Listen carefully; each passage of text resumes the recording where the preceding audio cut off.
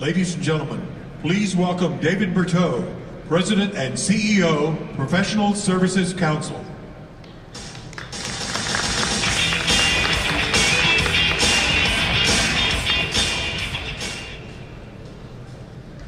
Unlike baseball, you don't always get to pick your theme song when you enter. Good afternoon. Welcome to our session on Aligning for Acquisition Success.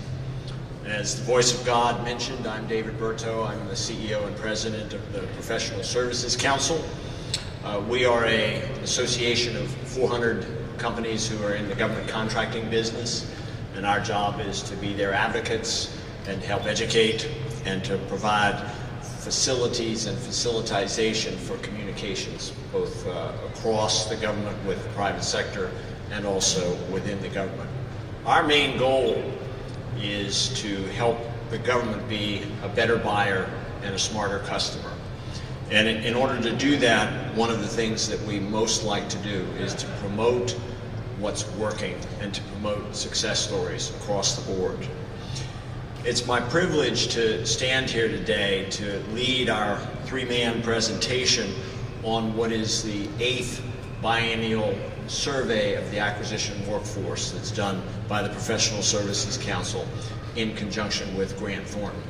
And this is an opportunity to get the voice of the workforce out into the public in a way that provides both useful information but also a little bit of anonymity to those who provide insight. Joining me today, Phil Kangas of Grant Thornton.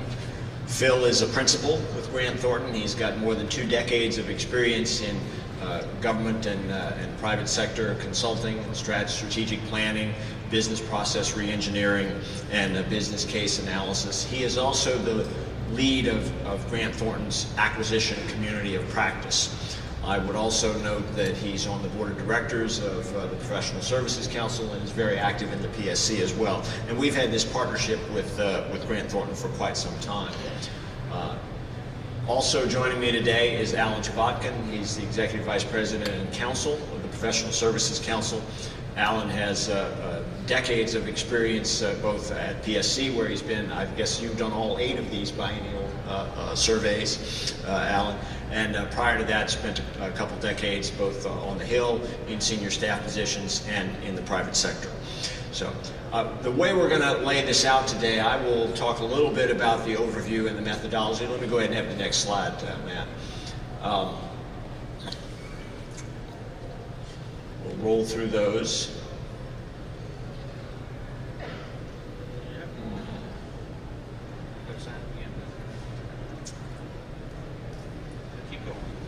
There we go. I'll do the overview and the methodology. We then have the sections in our report. If you have picked up the 4-page handout, you'll be able to follow along in there. The slides will be posted later.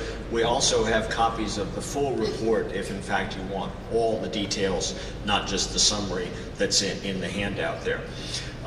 This survey, as I mentioned, we do this every other year. This was the most successful we ever had in terms of respondents.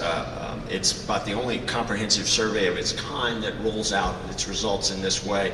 But we want to capture the perspectives, the insights, both current and projected for the future, expectations for the future from the acquisition community on the trends that are in place there. We had over 80 interviews. This is the most respondents we've ever had. I don't take any great sign from that other than that the acquisition workforce is more engaged and needs to continue to be more engaged than it ever has been. We have 6 areas. Phil will talk about the first 2, the workforce and the budget. Alan will then talk about the next 3, communications and collaboration, access to innovation, which is the buzzword of the year, and oversight and compliance, and then I'll be back up to talk a little bit about facing the future. With that then, let me ask you to join me in welcoming Phil Kangas, Principal with Grant Thornton.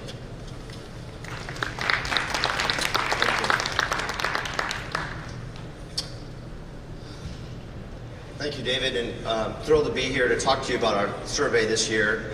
Our latest biennial edition of the survey is part of Grant Thornton's larger portfolio of CXO surveys that we do for each back office function. Grant Thornton is a large global professional services firm, primarily focused here in Washington on the public sector, delivering performance transformation, financial management, and accounting services to government clients. Next slide, please. So I'm going to focus today primarily on the workforce as a key issue affecting this community, and also on the budget. And one of the questions that we asked first in the survey was, of the various elements that affect acquisition outcomes, which are most impactful? And of those, as you see here in the chart, the acquisition workforce is broadly recognized as one of the most important drivers to acquisition success. Larger than any other, and some even feed into the acquisition workforce. The two that are second, cross-functional communication within an agency and also with industry, also largely are affected by the capabilities and the risk aversion, the risk acceptance of the acquisition workforce. Next slide, please. So one of the things we did this year, because it's an election year, is we wanted to have a sense of where is this, where are these issues trending today? And so we asked those who responded to the survey, how is the workforce doing today as viewed over the last 2 years, and how do you see it trending into the next 2 years? And as we looked at the numbers, we saw some level of optimism looking forward. There's been a lot of attention and energy put towards improving the acquisition workforce by OFPP, by DAU, by GSA, and we're seeing some initial signs of progress, and so that certainly was encouraging. Also, we asked about the difficulty in hiring. And this is a question that we've asked year over year, every time that we've done this survey. And interestingly, this is absolutely continues to be a challenge for the acquisition community. Taken together this year, we had 74% responded that it was either difficult or very difficult to hire the skill sets that the acquisition workforce needs to get the job done. Looking back 2 years, those numbers were only slightly higher. 79% recognized that this was an issue. So clearly, 3/4 to 80% of the acquisition workforce sees that there's an institutional barrier to getting the team on board that they need to actually respond to their workload, and that's fundamentally a challenge to drive acquisition outcomes and successful outcomes in acquisition. We also this year, and we don't have the slides on this today, but I'd encourage you to look at the actual report. We did a deep dive in several skill sets specifically for how those skill sets are driving acquisitions today. Are they important, and how does the workforce perform against those skill sets? And notably, 3 skill sets stand out as particularly interesting. First, the acquisition workforce today has a real challenge with defining requirements. One of the core capabilities that we would expect the acquisition workforce to be able to do is to actually set a set of requirements for a solicitation. That's largely recognized as one of the most important requirements, but we saw some real concern about the current workforce's ability to actually deliver on those and deliver that support to ultimately the programs that they have as customers. Yesterday, Leslie Field talked about some of the work that's been done to create a certification and a baseline set of skill sets for the acquisition community, and that has to be on the list of the top things that we need to address.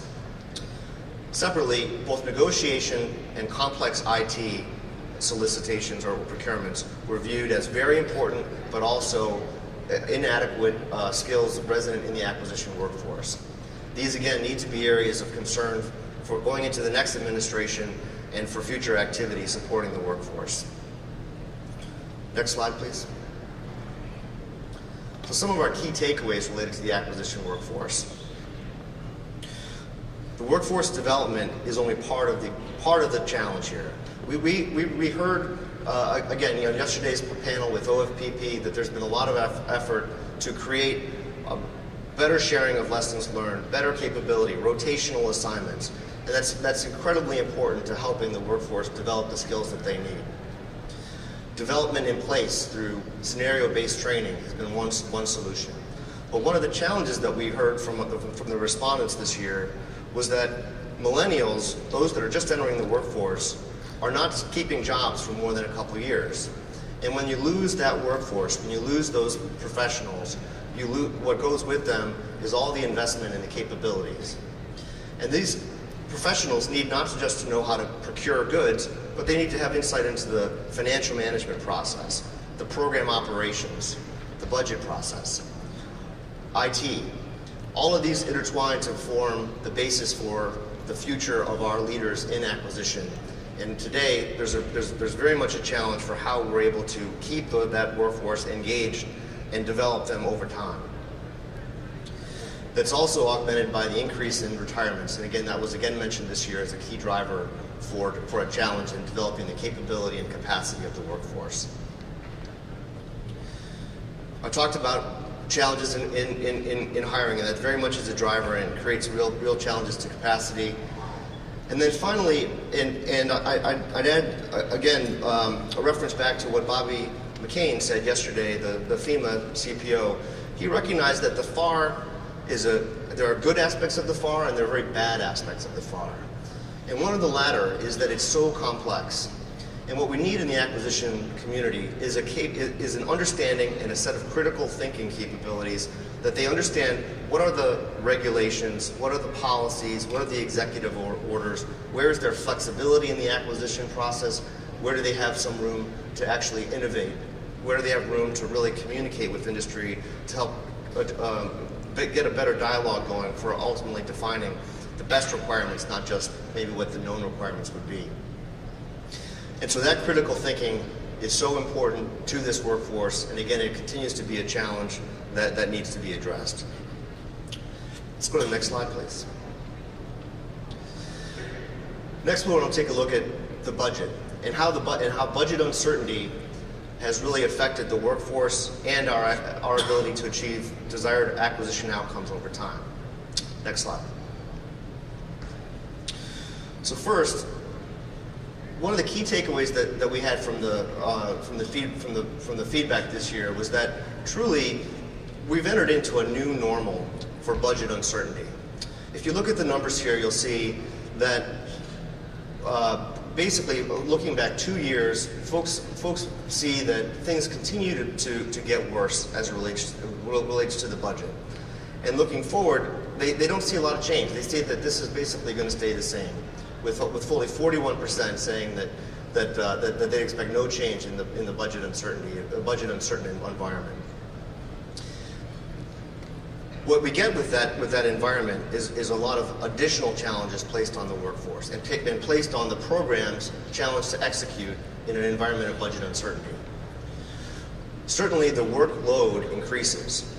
You know, there are modifications and bridge contracts and other exercises for notices to proceed that will then add to the list of work that the acquisition workforce needs to do to continue just forward momentum. But truly, the other impact is that with budget uncertainty comes a squelching of access to training, new hiring, development of employees, and ultimately an inability to really move forward, but just to fall back on what is the minimum baseline that has to get done rather than what should be done. And so that budget uncertainty very much has had a big impact over the last couple of years. Next slide. Well, before we go to communication and collaboration, there was one other point that I did want to make, and that was with budget uncertainty comes also an increase in protests and the risks of really being very compliance driven. And again, that I think is fed on this workforce, or has degraded the workforce's ability to really get done with the work that they need to do. All of these factors that we'll talk about today, you'll see really do intertwine. And as we talk next about communication and collaboration, access to innovation, compliance and oversight, you'll see that these very much also feed on the workforce or hinder the workforce's ability to do their jobs, and that they ultimately have presented a whole set of challenges for the acquisition workforce to achieve its desired outcomes. With that, I'll hand it over to Alan. Alan?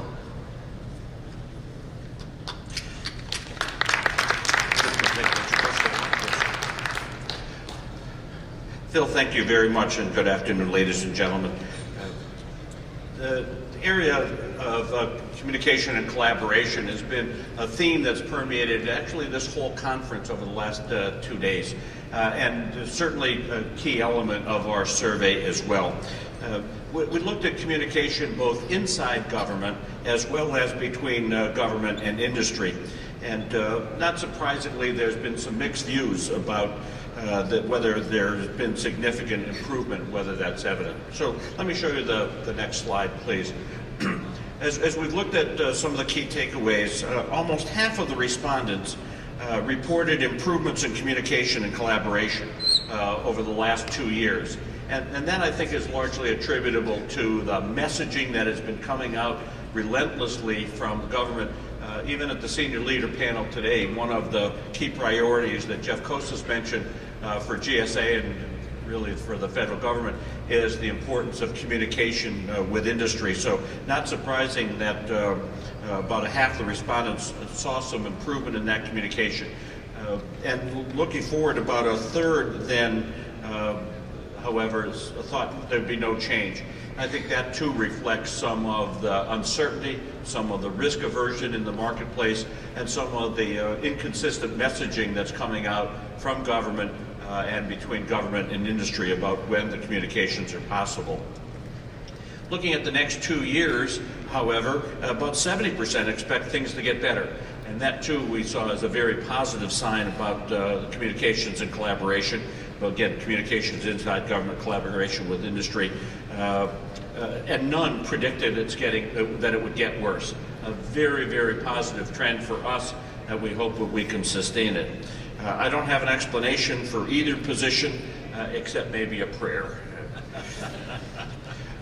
Within the government, workforce skills, bureaucratic walls, and no opportunity or willingness to collaborate all contribute to the barriers. We saw that from the survey, the respondents' individual comments about each of those. David mentioned I'm counsel for the association, and I spend a lot of my time trying to unwrite a lot of our stuff, take it out of legalese, and unfortunately I think one of the biggest barriers to the communications and collaboration, less within government, but certainly between government and industry, is my colleagues in the legal profession. And we spend a lot of time talking to them about the importance of communication and collaboration and the various ways that can be accomplished. Mythbusters, some of the initiatives that have taken place already by the Office of Federal Procurement Policy can be very significant on that. Phil mentioned the workforce. We know that the longevity of the current workforce also drives some of those behaviors and some risk adverse. Some of them are cultural issues within individual agencies. Some are more open, more willing to collaborate than others. And certainly the oversight threats, and I'll talk about the oversight in a minute, certainly the oversight contributes to the barriers to communication both inside and outside government. So there's cheerleading within government for more communications and positive alignments with industry. We like that. There's an importance recognition that some of these activities include more industry days, more draft RFPs, some various web-based exchanges, the General Services Administration's Interact, USAID's Forecast, and Ask the Procurement Executive, other techniques in Homeland Security and the other civilian agencies are all contributing to that conversation, and all of that's good. I know that many of the respondents of the government said they'd like to be able to attend more conferences like this. Travel remains an issue, and some of the stigma that still lingers from past conferences that the government participated in. But I think we'll hope to see some easing of that. Sessions like this, conferences like this can be very, very valuable for both government and industry to hear what their peers are doing and to engage with others. So overall, very positive message on the communication collaboration. Lots more to do to address the barriers and to keep the conversation going. Next, please. The next area that we surveyed was on access to innovation. As David mentioned in his opening, that seems to be the hot topic of the year. Lots of activity and conversation about it. What does it mean? Is it about a different acquisition process, or is it about different ways to achieve outcomes, or both? Well, the answer is yes and no and maybe. And if you listened, participated yesterday in the Access to Innovation panel government had, you heard the multiple perspectives from that panel member, and so too did we hear those same tones and conversations from our survey as well. Next, please. So, for example, our survey showed a larger theme of looking beyond traditional solutions and techniques to what works for government missions. Our survey catalogs a number of key innovation initiatives. 43% of the survey respondents said that access to innovation has gotten better over the last 2 years, and that's a good thing. And 57% expect it to improve over the next 2 years. I think this too is a communications issue, and it's a lot around clarity of the objectives for innovation, how to achieve it, and who can provide it. But 26% expect the level of access to, only 26% expect the level of access to innovation to remain the same over that next 2 years. And that is a more troubling sign than just the numbers, because it tells us that we'll have to do a better job of defining the outcomes, defining what we mean by the term innovation, what the expectation is, and then knowing how we'll measure it. I think some of the comments that we received from the survey highlight that. It's clear that despite the energy and the talk around innovation, there is still no organized and certainly no centralized comprehensive strategy for pursuing innovation by or within the government or from its contractors, although we do see certainly innovation coming in some of the solicitations and some of the labs, the Homeland Security, Procurement Innovation Lab, and some others, HHS Buyers Club, all different ways of going about it. So it doesn't surprise us that, while not part of the survey, our member companies, contractors are often confused about this as well. As we've looked at the barriers to innovation, 29% said workforce skills was the single largest barrier to innovation. And as Phil talked about the workforce, not only the incumbency levels, newer members in the acquisition workforce, the separation cut across all federal agencies. Not at all surprising that some of those workforce skills issues showed up as barriers. 26% said the fear of protest was the principal barrier to obtaining innovation, which is an interesting thought that I wish we could have probed more deeply into. But it was surprising that the fear of protest came up so high on the barriers to innovation. I could see it coming up in other areas. 17% said the regulations were a problem. And I think that's a strong message to senior leaders and to agency acquisition leaders to be taking a look at those issues and seeing whether they are either real or perceived barriers to solutions. If you heard Elliot Branch's comment yesterday at the Access to Innovation panel when he talked about the life-sucking regulatory ecosystem, I think that's a good takeaway from this session as well. That we work under. And interestingly, for government in our survey, I was much surprised to see that lowest price technically acceptable, LPTA, not even mentioned. It wasn't viewed as an inhibitor in any way. That's a good news story because if we apply innovation and we think about it in the right way, LPTA should not be a barrier, and I was pleased to see that it wasn't mentioned. Let me turn next to the next slide, please, which is the final area, the fifth of the 6 areas that we looked at, which is the oversight and compliance. These are not identical issues, they're not one and the same, but we've been asking about the oversight and compliance in all of our surveys. This is the 8th biennial cycle of this. It was a key issue for our survey in the first one and all the way through. And several years ago, we took a look back over where we had been in the prior 6 surveys and found that there was almost a consistency. There was consistency in the comments by the acquisition community about the role of oversight and compliance. So when we asked about it this year, what government and contractors need to do to follow the rules and to get the outcomes desired, it wasn't surprising to us that oversight and compliance came up as a big issue. As you'll see from these charts, from this chart, 55% of the respondents said that oversight and compliance was about the same over the last 2 years. But remember that that's against a very high benchmark and baseline from prior year surveys. So again, not surprising that so many thought that it was about the same over the last 2 years. But that doesn't mean improvement. That just means we're seeing the same as in the past. 46% saw no change in the future.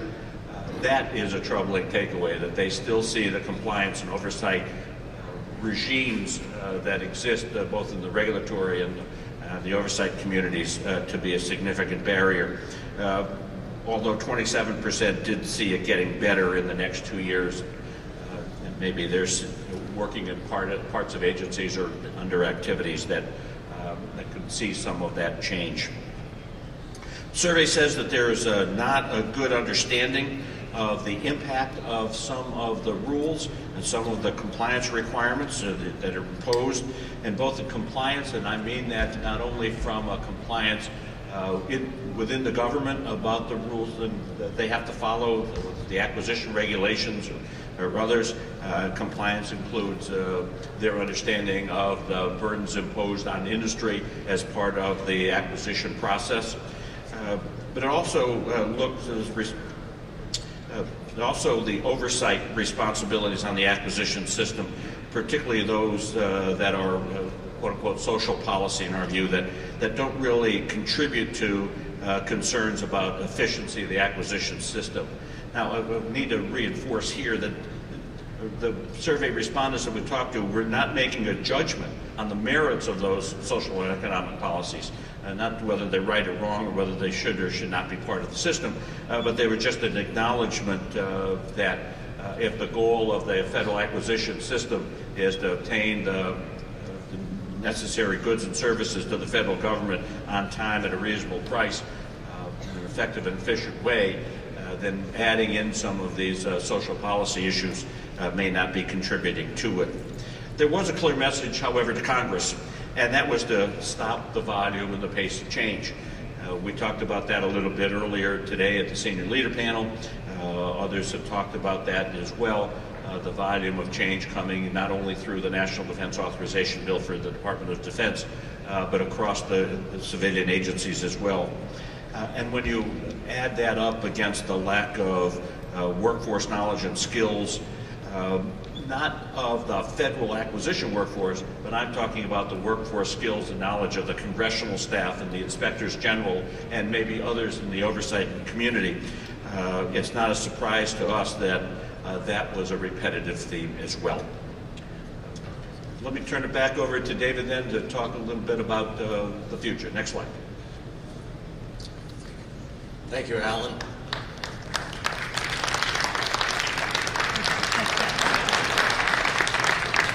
This is our 6th area covered by the survey, facing the future, and then following this we'll open up the floor to your questions so you can start thinking about them now.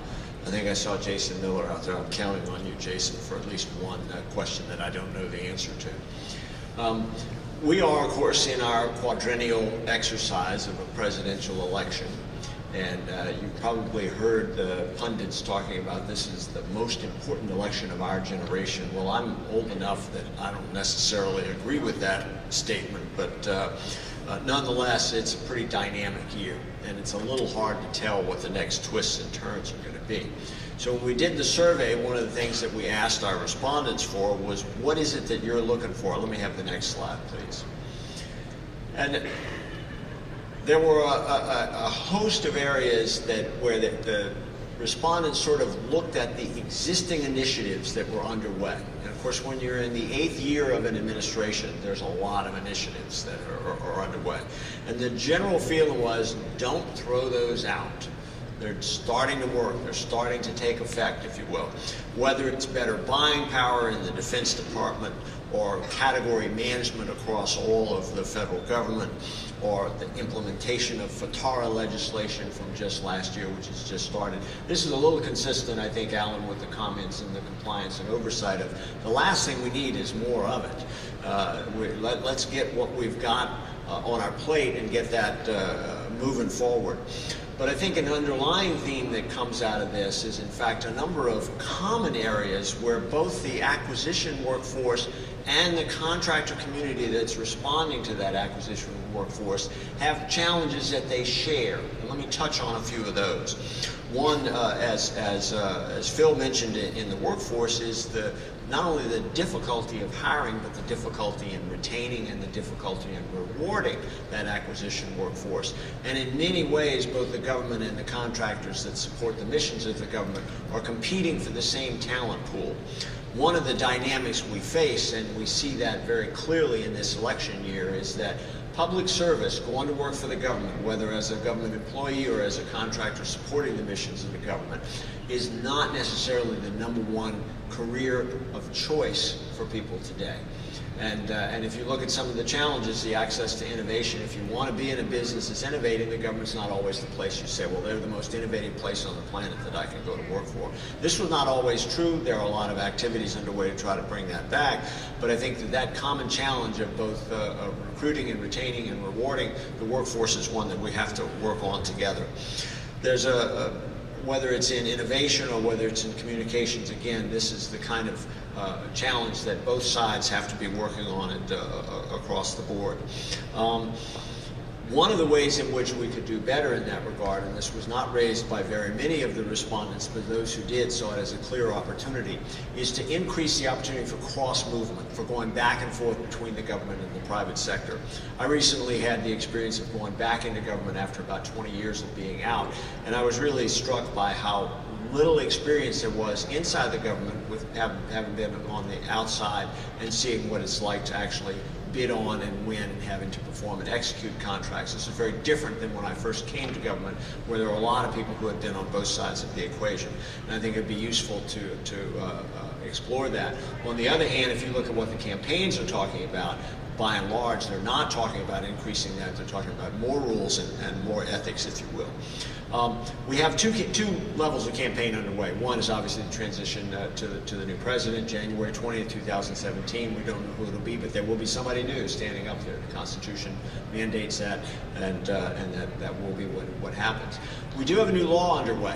It was actually passed in time for the 2012 election, but it didn't really matter as much there.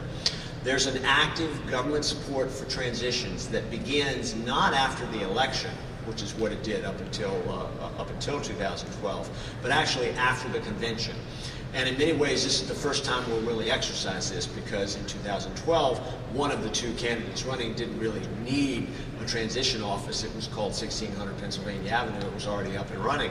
Now both campaigns do need transition offices, and also the conventions are about 6 weeks earlier in this cycle than they were in 2012. So there's a longer planning time for transition. One of the things we're working on, and there's a multi-association task group, and a number of the public-private partnership communities are working together both to develop the issues and lay them out to the transition team, and we're going to be using the results of this survey as part of the input to that. We also, though, face elections in Congress, and a couple of dynamics that are underway. In many cases, you don't even know who the candidates are yet, because the primaries still remain to be completed, so we know who the final candidates are. But the fact of the matter is that in the U.S. Senate, there are 24 Republican seats currently held by Republicans that are up for re-election, only 10 seats currently held by Democrats that are up for election. So the deck is kind of stacked a little bit in favor of the Republicans potentially suffering greater losses. In particular, 5 of those 24 are incumbent Republicans running for re-election, actually potentially 6 of them now. in states that were carried by the Democrats in 2012, by Barack Obama in 2012. So those are the particularly vulnerable ones. And those 5, in fact, hold the balance of power. That would be the difference between a Republican Senate and a Democratic Senate. That's one thing to watch. The second, on the House side, of course, is that increasingly what we've seen, and we've seen it with the budget resolution not being able to pass, it only takes a handful of members of the ruling party in the House to hold the rest of the party not so much hostage, but in stasis. And one of the potential consequences of a close outcome is if the Republican lead in the House is fewer numbers than today, right now they've got about 50 lead, if that number is fewer, then it takes fewer and fewer people to bring the House to a halt. So these are things we'll be watching for and continue to be working on as we proceed through this election year.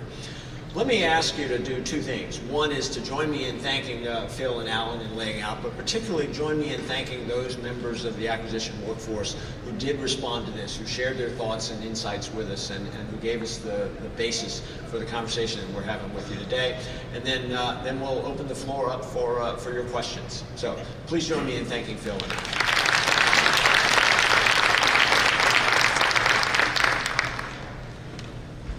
Now, one of the beauties of sitting up here is we're very well lit, and you are not.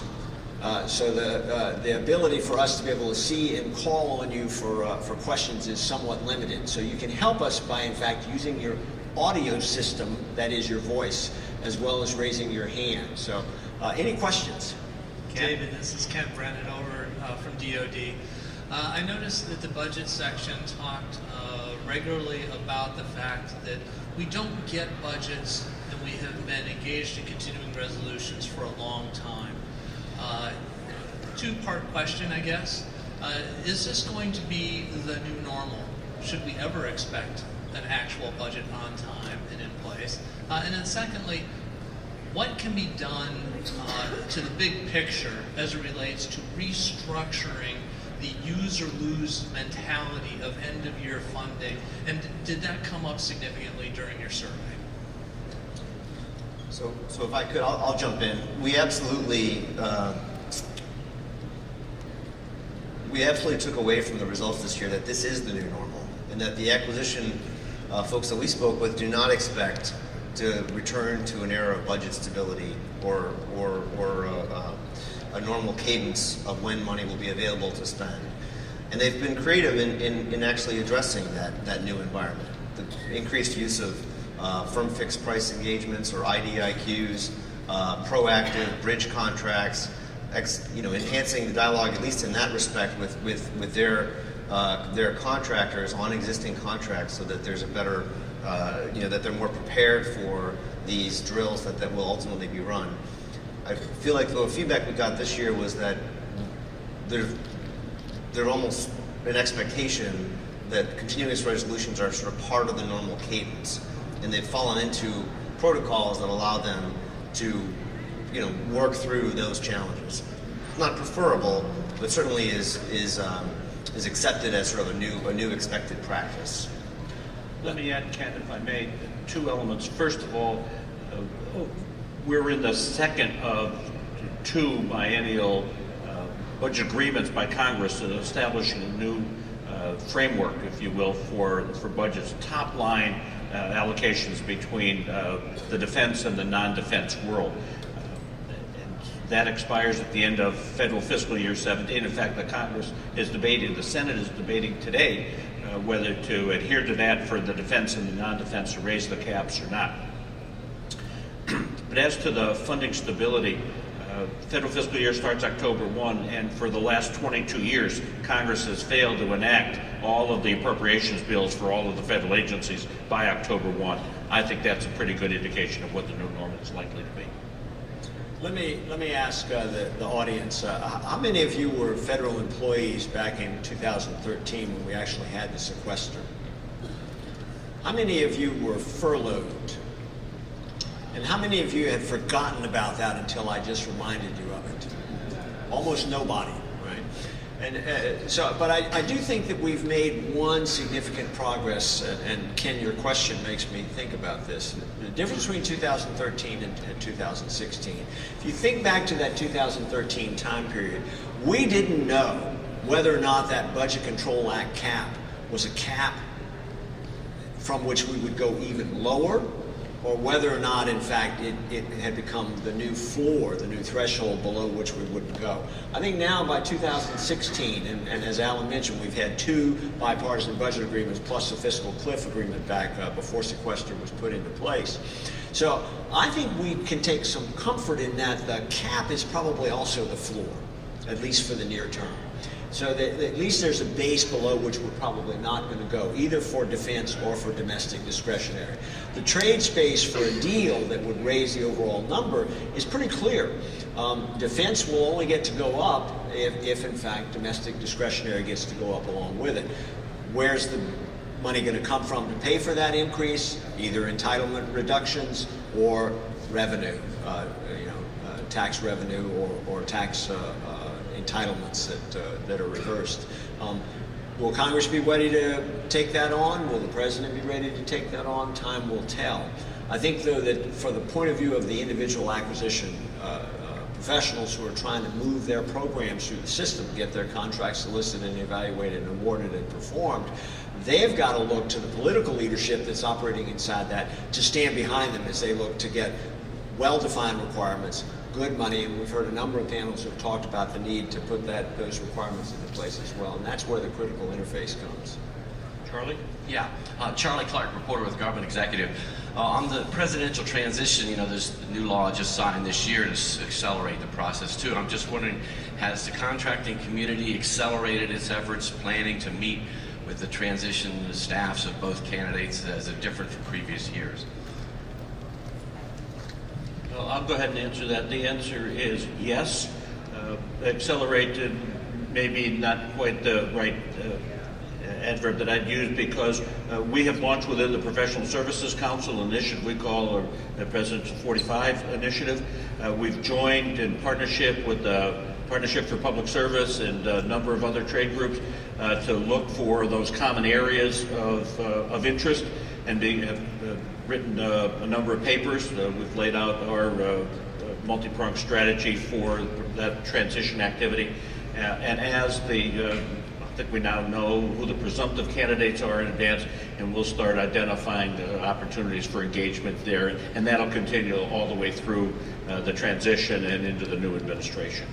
Charlie, though, we have to recognize one inexorable reality. When you're a candidate, you don't want to take a single ounce of effort away from winning to put into what you're going to do after you win, because if you don't win, it really doesn't matter. So we have to work to get the audience to listen to what we want to lay out. So I think that's the part where we have to focus the effort most strongly, is to make sure that not only do we have the right message, but that we're penetrating and getting it heard.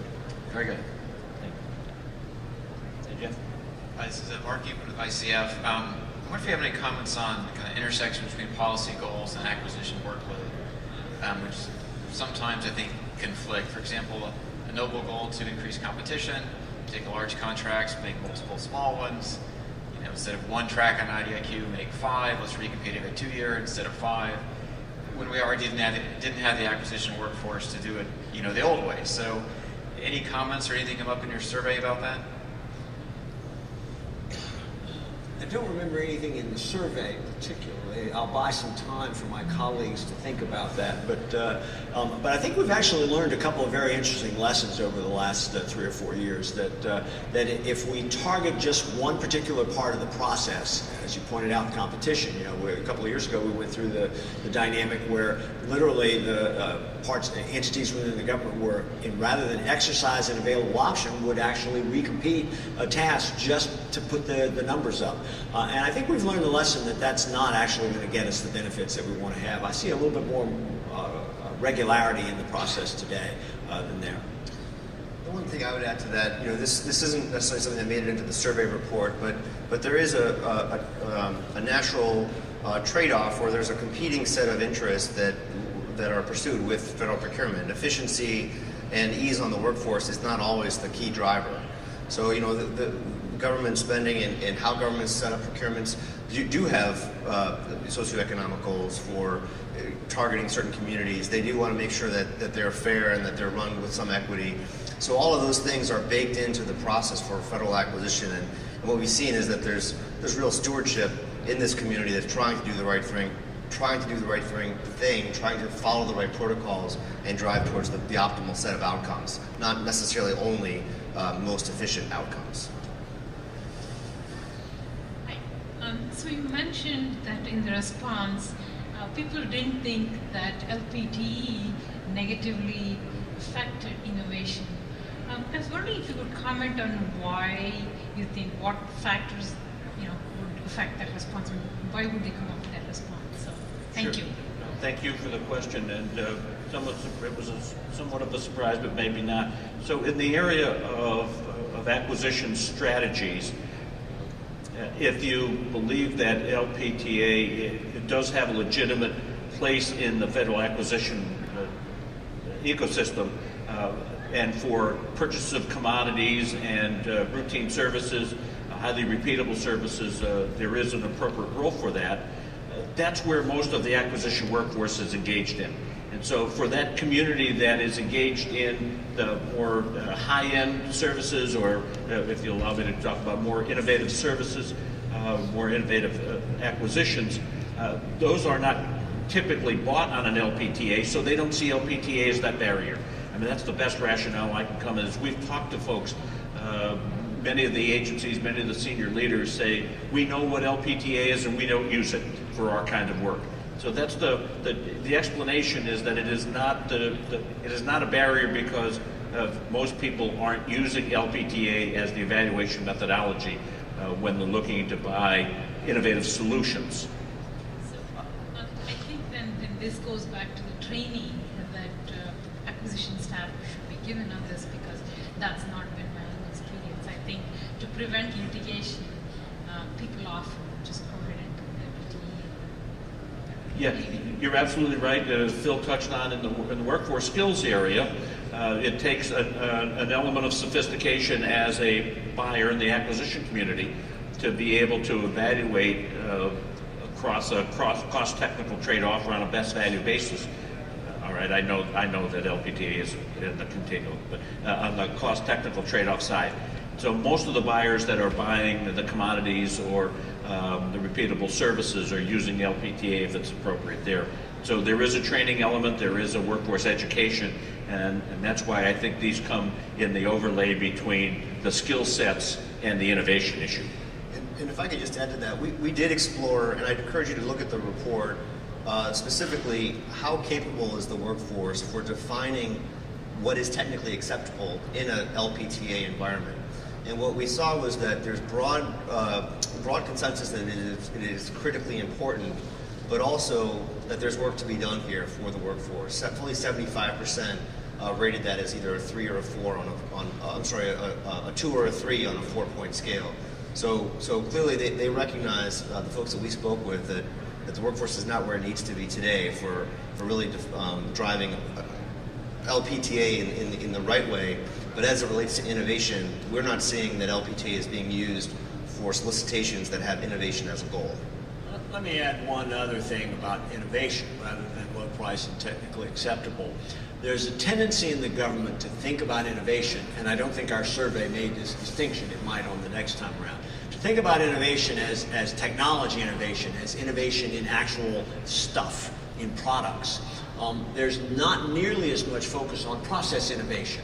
And I think the opportunity for process innovation, particularly in services contracts, is much greater than is generally recognized, because that's where, in fact, you can save a lot of money and save a lot of time. That's not what we typically think of when the political leaders are talking about innovation. They're talking about technology breakthroughs and better software, better applications, better technologies brought into play.